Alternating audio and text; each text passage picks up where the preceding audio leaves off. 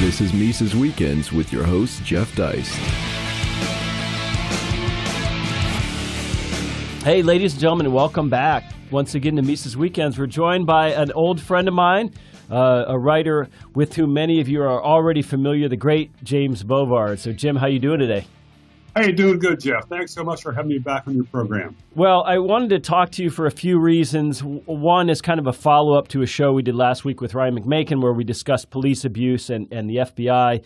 Among other things, Jim has a contentious article out in The Hill about the FBI as a secret police. But for those of you who are not familiar with Jim Bovard, he is a longtime author. He's written many books about federal government overreach, a longtime writer at USA Today, at the Wall Street Journal, at places like The Hill. And he's actually got a new book coming out. It's available on Kindle. It's called Freedom Frauds, Hard Lessons in American Liberty. And it features some of the articles he's written over the years for our friends at the Future of Freedom Foundation. So I'm going to recommend that to you. It's on Amazon under James Bovard. So that said, Jim, let me get, one of your great themes over the years is this moronic tribalism in politics. Give us your thoughts on the Roy Moore debacle. Oh, God. Well, it was a mess, but it was, there were a lot of Alabama voters who felt like they had to choose between a child molester and a baby killer.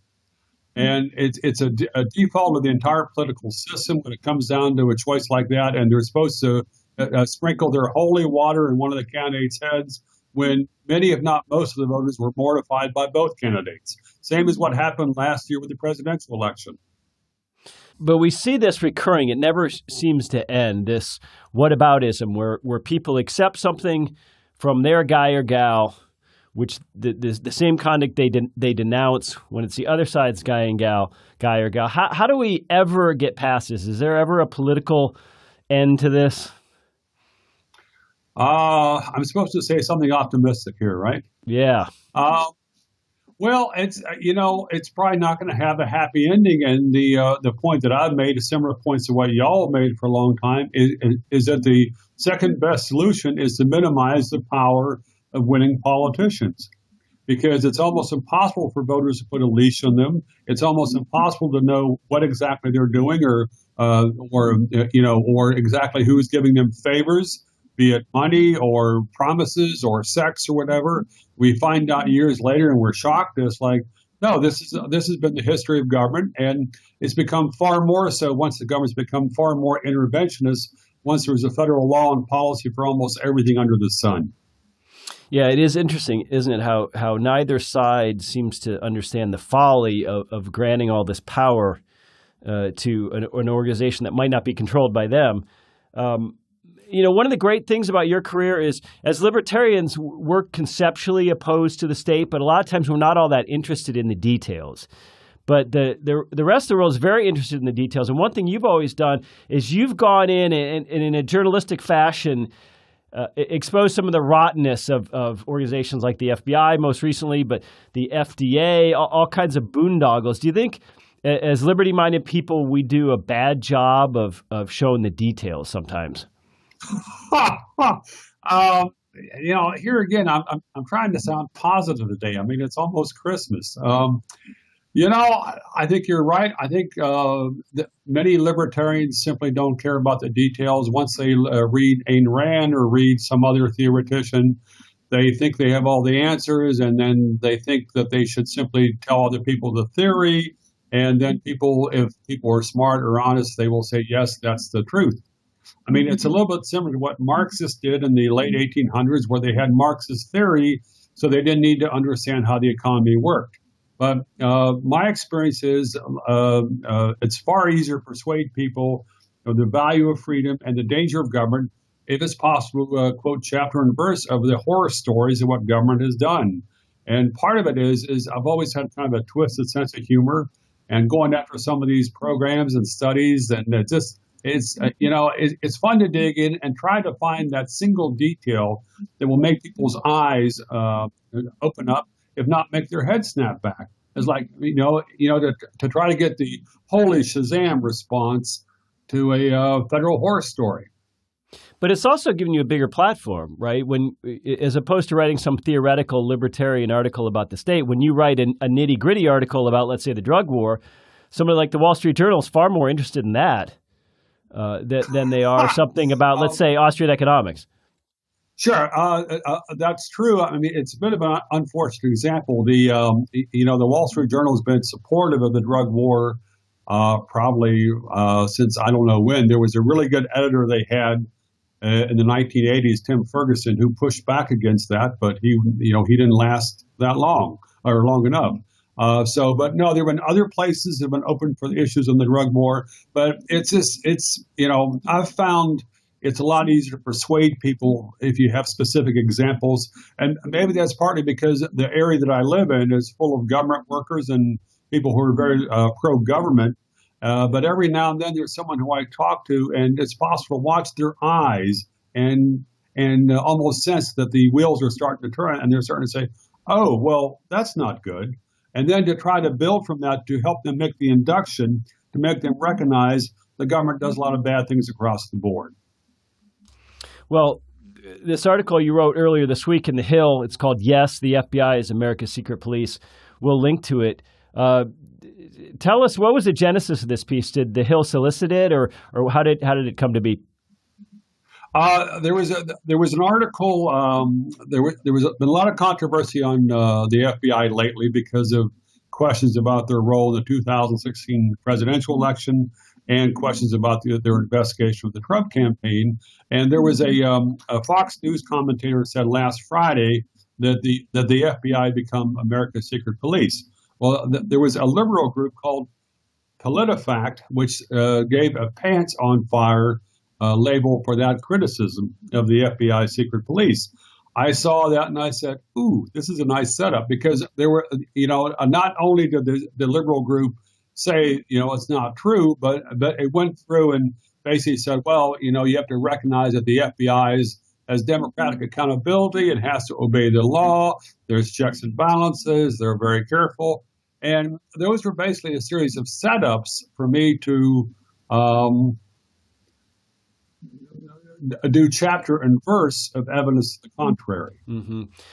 Well, it's a great article, and what strikes me, not only by the PolitiFact review of it, but also some of the comments, is just this credulousness that people continue to have towards the federal government. It just seems like it's an enduring feature of the American mindset. Enduring feature. I mean, maybe it's a question: is it a bug or a feature? And certainly, the history looks more like a feature. And it's interesting. During the 1990s, after Waco and Ruby Ridge, a lot of conservatives recognized that the FBI had far too much power. After 9/11, there was a rally around the government reflex. The number of Americans who trusted the government to do the right thing doubled in the weeks after the 9/11 attacks. Conservatives became far more supportive, but a number of liberal groups became saying, no, wait a minute, the FBI's, helping lock people up without charges. We can't find out where they went. We have no idea how many people are locked away, and the FBI starts all these entrapment operations. However, it's gone back and forth. Once Obama became president, liberals became much less critical of the FBI, and now that the FBI's apparently in the front of the Trump investigation, liberals have put a halo over the agency, and this is appalling, because liberals have done a lot of great work from 1924 onwards, pointing out the danger of a secret police agency with vast arbitrary power. Yeah, and let's not forget, as Ryan and I pointed out last week, there's no constitutional provision for federal police, and we see what federal police are doing in Spain to the Catalans. It's not a happy thought that we need another layer of cops. Yeah, and there's so many evidence, so many layers of evidence that show that's the case, and yet it was interesting pulling together some of the research for this piece and trying to say, okay, so there's quotes that FBI agents are taught in their ethics course at the FBI Academy that it's okay for them to lie to people or to lie to targets of FBI investigations. Okay, that's interesting. That's abstract. But then I was doing a little more digging. and found this great Washington Post piece from 2 years ago that talked about how false FBI trial testimony had helped sentence over 30 people to death who might have been innocent. I would think that liberals might give a darn about that. But it's like, well, he's a Russian agent. I mean, that was one of the more popular comments, responses to the Hill article, labeling me a Russian agent. But I don't even speak Russian. Well, it's amazing to see the civil liberties left just become what the formerly civil liberties left become what it's become. And one of the great examples of this is you really touch on a sacred cow here. The left is really shameful when it comes to anything dealing with the Branch Davidians or David Koresh. It's some sort of hot button for them. Yes, and there are exceptions to that. I mean, the folks at Counterpunch have always been great, and the people on Counterpunch are still great on the FBI. There are some other liberal organizations. I think the folks at Fairness and Accuracy in Reporting are probably still good. I haven't seen much of their stuff in the FBI. And there's other, Glenn Greenwald's probably very good on this. He's done very good civil liberties stuff. But if you look at the Washington Post or the commenters or most of the mainstream media, it's like that they've all, put on their blindfolds and gotten in line. And it's interesting. Back in the 1960s, some conservatives would put bumper stickers on their cars saying, "Support your local sheriff." Well, nowadays, I expect to see on Priuses bumper stickers saying, "Support your secretive, all-powerful federal agent." I want to see a Prius with a bumper sticker that says, "Support your local coal-burning power plant." That's great. Yes, I mean and those folks are so pious. It drives me nuts. It almost drives me to drink. But this latest round of public comment on the FBI, it's all about Hillary and the election, isn't it? It's all when they thought Comey had blown the election for Hillary, the FBI was a rogue agency. Now that they think the FBI is behind the Mueller investigation of the Trump-Russia idea, the FBI is an agency that has to be respected. Well, it's one thing to have respect, but it's something completely different to venerate them, and that's the thing which has me kind of shaking my head ruefully. Is that you have all these liberals who are basically trying to expunge the FBI's entire history. It's like, well, Martin Luther King, well, that's an asterisk. COINTELPRO, that's an asterisk. The J. Edgar Hoover's secret list of up to 20,000 Americans who would be seized and locked up in 6 federal detention camps that were built in the 1950s, which supposedly was some kind of BS conspiracy theory. But no, that's what they actually did. And we didn't find out about it until long afterwards.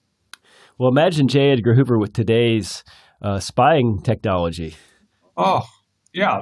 I mean, to have J. Edgar Hoover tracking every email and J. Edgar Hoover knowing exactly with J. Edgar Hoover knowing exactly which members of Congress sent which pictures of their anatomy to other people. So that could get ugly fast. Well, it's interesting though, because we've heard talk about members of Congress, members of various administrations fearing the CIA and what the CIA could do to them covertly, that the CIA is unaccountable. Even Truman said that he regretted creating it. We haven't heard that as much about the FBI. If I was a member of Congress right now who had some things in my past that I didn't want to come out, that were potentially findable via metadata or electronics, I'm not sure I'd be out front criticizing the FBI. Well, yeah, and there was a comment that Hale Boggs made in 1971. He was the House Majority Leader at the time, and he said that the fear of the FBI had completely stymied congressional criticism.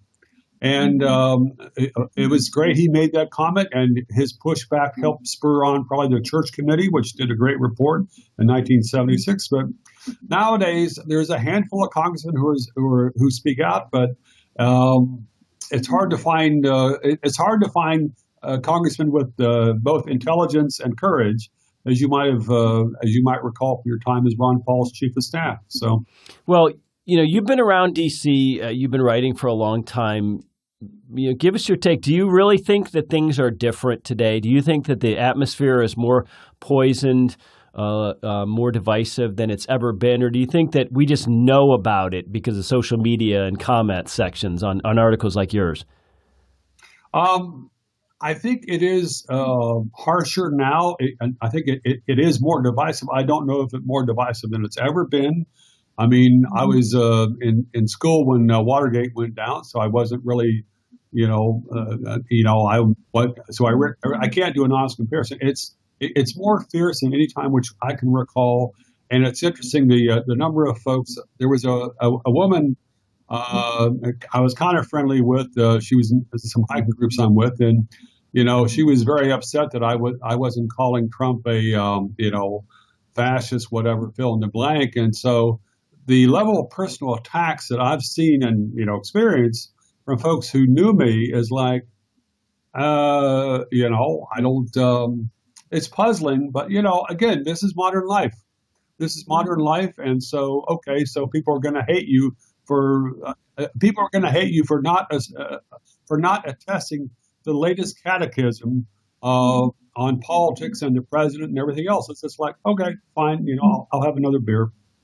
But even though this friend you point out, even though she knows you and your work and your history, well, it's not enough. It's not enough that you even stay silent. You need to affirmatively approve what you call her catechism on Trump, for instance. That is true, and it's interesting to see the level of personal attacks and going back. You try to be reasonable on these things, but you see folks, and it's interesting. There's a couple of folks I've talked to. I said, so they've ranted and raved, and I say, so how's your blood pressure doing? That's of course it's up. Everybody's blood pressure is up. If you're a decent human being, you're in rage. And you stay in rage. And I said, well, is that healthy? You bastard. Yeah. Okay. I tried. Well, I guess part of it is that it is your job, in a sense, to chronicle all this. So you can find out more about Jim at jimbovard.com. Tell us about your book that's now on Kindle, Freedom Frauds. What do people find in there? Okay, this is a book. The title is Freedom Frauds. It's a collection of articles I've done for the Future of Freedom Foundation over the last 7 or 8 years. It has lots of fun stuff in there. This is the only political book on Amazon which combines hitchhiking, torture, Syria, shovel leading, the Civil War, and police shootings. And it has a fair amount of humor and lots of dirt as well. And it's only $3, which is cheaper than the price of a good cigar. I wouldn't know. And there was a free promotion today and Friday, and then goes back to full price over the weekend. But full price is $3. Yeah. I mean, folks burn that at Starbucks. Well, I think in Auburn, Alabama, you can still get a Bud Light for $3. But with that, ladies and gentlemen, if you're not reading Jim Bovard, you need to be. Please follow him on Twitter. Go to jimbovard.com. Check out some of his books. You won't be disappointed, especially if you like Mencken, if you like somebody who casts a jaundiced eye towards politics and the folly of politics, and also if you like somebody who has an entertaining writing style as opposed to a pedantic or academic writing style. I can't recommend Jim's work enough. So with that, Jim, thanks so much, ladies and gentlemen. Have a great weekend. Subscribe to Mises Weekends via iTunes U, Stitcher, and SoundCloud, or listen on Mises.org and YouTube.